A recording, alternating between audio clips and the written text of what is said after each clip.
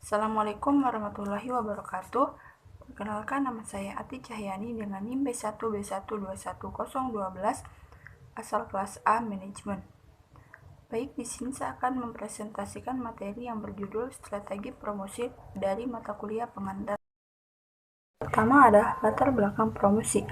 Adalah kegiatan yang ditujukan untuk memperkenalkan suatu produk, barang, dan jasa yang ditawarkan oleh suatu perusahaan kepada konsumen. Yang kedua ada bauran promosi. Adalah kombinasi metode promosi yang digunakan perusahaan untuk meningkatkan penerimaan produk-produknya. Ada 4 poin metode promosi yang perlu diketahui. Yang pertama yaitu periklanan, kedua penjualan personal, yang ketiga promosi penjualan, dan yang keempat hubungan masyarakat. Keempat metode ini akan dijelaskan satu persatu. Yang pertama yaitu periklanan, adalah penyajian penjualan non-personal yang dikomunikasikan melalui bentuk media atau non-media untuk mempengaruhi sejumlah besar konsumen. Jenis-jenis periklanan yang perlu diketahui yaitu surat kabar, majalah, radio, televisi, internet, surat, telemarketing, periklanan luar, periklanan transportasi, dan juga periklanan khusus. Yang kedua ada penjualan personal, adalah presentasi penjualan secara personal yang digunakan untuk mempengaruhi satu konsumen atau lebih. Langkah-langkahnya yaitu ada menentukan target pasar, menghubungi calon pelanggan, melakukan presentasi penjualan, menjawab pertanyaan-pertanyaan dari konsumen, menutup penjualan, dan melakukan tindak lanjut. Maksudnya di sini adalah produsen harus terlebih dahulu dapat menentukan target pasar untuk media promosinya. Yang selanjutnya itu ada promosi penjualan. Promosi penjualan adalah serangkaian aktivitas yang dimaksudkan untuk mempengaruhi konsumen. Strategi promosi penjualan yang paling umum digunakan adalah yang pertama rabat, adalah potensi untuk mendapatkan pembayaran kembali dari produsen kepada konsumen. Yang selanjutnya kupon, digunakan dalam surat kabar, majalah, dan iklan untuk mendorong pembelian sebuah produk. Yang selanjutnya ada sampling, adalah tindakan memberikan sampel gratis yang mendorong konsumen untuk mencoba sebuah merek atau produk baru. Yang terakhir ada display. Display digunakan untuk menarik konsumen yang berada di toko dengan alasan-alasan lain. Produk ini akan lebih mendapatkan perhatian jika mereka diletakkan di lokasi inti perbelanjaan, seperti di sebelah mesin hitung, di mana konsumen menunggu giliran pembayaran. Yang selanjutnya ada hubungan masyarakat. Bentuk hubungan masyarakat berkenaan dengan tindakan yang diambil dengan tujuan menciptakan atau memelihara kesan yang menyenangkan bagi masyarakat.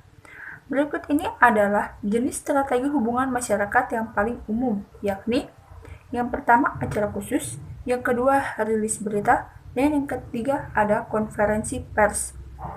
Baik, yang pertama yaitu acara khusus. Perusahaan umumnya juga mencoba menjadi sangat mudah diakses media karena mereka mungkin akan diliput oleh media tanpa bayaran. Yang kedua ada rilis berita. Rilis berita adalah tulisan singkat yang berisikan pengumuman mengenai perusahaan yang dibuat perusahaan untuk media. Yang terakhir itu ada konferensi pers. Konferensi pers adalah pengumuman lisan tentang sebuah perusahaan yang dibuat oleh perusahaan untuk media. Selanjutnya itu menentukan bauran promosi yang optimal. Perusahaan harus memutuskan apakah akan menggunakan iklan, penjualan personal, promosi penjualan, publikasi, atau penggabungan dari beberapa metode promosi ini untuk mempromosikan produk mereka. Perusahaan harus mempertimbangkan karakteristik target dan anggaran dana mereka saat menentukan bauran promosi yang optimal yang akan dijelaskan kemudian. Yang selanjutnya ada target pasar. Jika target pasar dibentuk oleh konsumen dengan anggaran terbatas seperti para pensiunan, perusahaan dapat menggunakan metode promosi penjualan seperti kupon atau rabat. Jenis metode promosi ini dapat ditambahkan dengan hubungan masyarakat, seperti mensponsori acara khusus jika produk dapat menarik konsumen yang terlibat dalam acara tersebut. Perusahaan umumnya berusaha mengarahkan promosi mereka kepada target pasar. Perbedaan antara strategi mendorong dengan strategi menarik. Penjualan personal biasanya digunakan untuk menerapkan strategi mendorong. Selanjutnya yaitu melakukan survei target pasar. Riset pasar dapat meningkatkan keputusan promosi dengan menentukan jenis promosi yang disukai oleh target pasar yang berminat. Perusahaan akan mengimplementasikan strategi promosi yang mungkin akan menghasilkan tingkat penjualan tertinggi. Yang selanjutnya ada anggaran promosi. Anggaran promosi adalah sejumlah dana yang telah disisihkan untuk semua metode pembayaran promosi dalam periode tertentu. Perusahaan juga dapat menciptakan anggaran promosi untuk setiap produk yang dibuatnya. Jika anggaran promosi untuk produk tertentu kecil, maka iklan di televisi atau di majalah yang didistribusinya luas tidak akan mungkin dilakukan. Perusahaan harus mengandalkan iklan yang tidak mahal. Anggaran promosi bervariasi, sangat mendasar di berbagai perusahaan, dan bahkan lebih bervariasi untuk setiap lini produk sepanjang waktu. Anggaran promosi untuk perusahaan tertentu dipengaruhi oleh beberapa karakteristik berikut ini. Yang pertama yaitu fase siklus kehidupan produk, yang kedua persaingan, dan yang ketiga kondisi perekonomian. Yang selanjutnya yaitu mengelola tenaga penjualan. Tujuan yang sangat umum dari banyak tenaga penjualan adalah menjadi manajer penjualan dan mengelola kelompok perwakilan penjualan. Manajer penjualan membutuhkan beberapa orang tenaga penjualan yang memiliki keahlian yang sama. Mereka harus memiliki pengetahuan tentang produk dan persaingan mereka.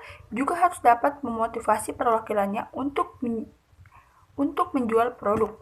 Mereka juga harus mampu menangani keluhan pelanggan pada pelayanan yang diberikan oleh perwakilan dan menegur perwakilan jika diperlukan. Mereka juga harus mengevaluasi kemungkinan produk di masa mendatang dan mempertimbangkan perencanaan yang mungkin untuk memperluas geografis pasar. Informasi dari perwakilan penjualan mereka akan sangat membantu dalam menilai berbagai masalah. Yang terakhir yaitu mengevaluasi dampak promosi. Setelah perusahaan mempromosikan produknya, mereka dapat menentukan apakah strategi promosi yang dilakukan dapat berhasil. Jika pada saat promosi mereka mengembangkan sasaran yang dapat diukur, maka mereka dapat menilai apakah tujuannya dapat tercapai. Dan jika sasaran strategi tidak tercapai, perusahaan boleh merevisi strateginya. Kadang, rencana pemasaran gagal karena sasaran terlalu optimistik. Pada situasi ini, perusahaan harus merevisi sasarannya daripada strateginya. Perusahaan juga harus menyadari perubahan pada kondisi lain dapat mempengaruhi pendapatan. Terima kasih. Sekian presentasi saya mengenai strategi promosi dari mata kuliah pengantar bisnis. Kurang dan lebihnya mohon dimaafkan. Wassalamualaikum warahmatullahi wabarakatuh.